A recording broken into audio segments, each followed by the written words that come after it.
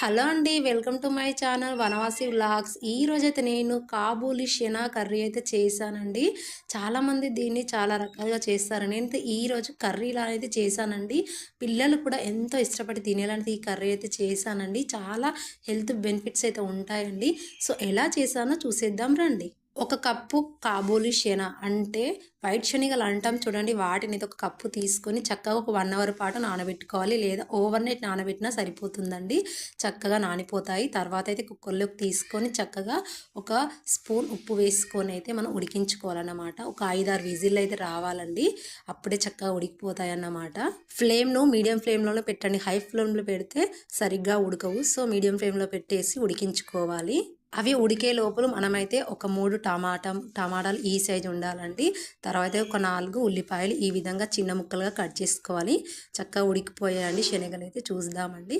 చక్కగా ఉడికాయండి. చూస్తున్నారు కదా, మనం స్పూన్తో తీసుకునే చేతితో అంటే మెత్తగానైతే ఉడికిపోవాలి. పలుకుల్లా ఉన్నట్లయితే ఇంకొక 2 విజిల్ అయితే మీరు పెట్టి ఉడికించుకోండి.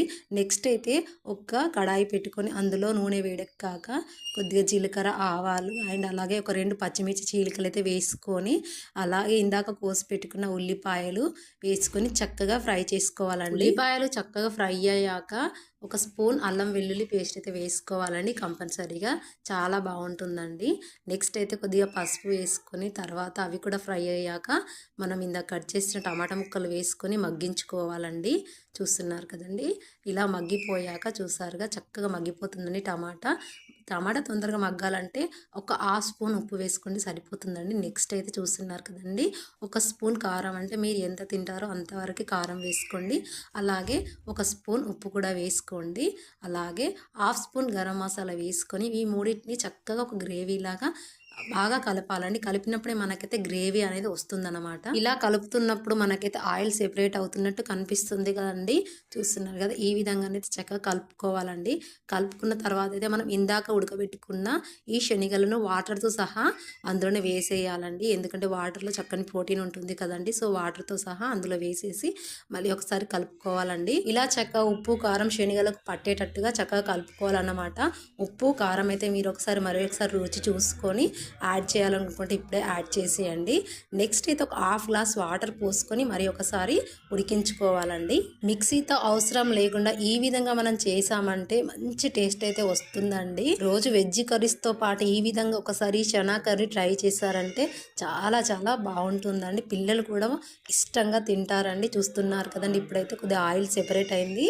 అండ్ ఇప్పుడైతే నేను ఒక 2 టేబుల్ స్పూన్ల కోకోనట్ పౌడర్, కొబ్బరి పొడి అయితే వేసుకుంటున్నానండి. ఆప్షనల్ అండి ఇదైతే, కానీ చాలా మంచిదండి కొబ్బరి పొడి హెల్త్కి కూడా.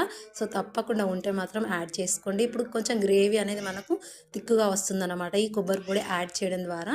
నెక్స్ట్ అయితే ఈ విధంగా కలుపుకొని ఇంకొక 5 మినిట్స్ ఉడికించుకుంటే మన కర్రీ అయితే రెడీ అవుతుందండి. చూస్తున్నారు కదా, ఈ విధంగా ఆయిల్ అయితే సెపరేట్ అయిపోయింది. చూస్తున్నారు కదా, ఈ టైంలో మనం చక్కగా కొత్తిమీర వేసుకొని గార్నిష్ చేసుకొని సర్వ్ చేసుకుంటే ఎంతో టేస్టీగా ఉంటుంది. టేస్ట్తో పాటు మంచి హెల్త్ మన సొంతం అవుతుందండి. వారానికి ఒక్కసారి ఇది మీరు మీ పిల్లలు తిన్నారంటే చాలా చాలా హెల్తీగా ఉంటారు. ఎన్నో బెనిఫిట్స్ ఉన్న ఈ కాబూలి చనా కర్రీ ఈసారి ఇలా ట్రై చేసి నాకు కామెంట్ చేసి చెప్పండి ఎలా కుదిరిందో. లైక్ చేయండి, సబ్స్క్రైబ్ చేసుకోండి. బాయ్.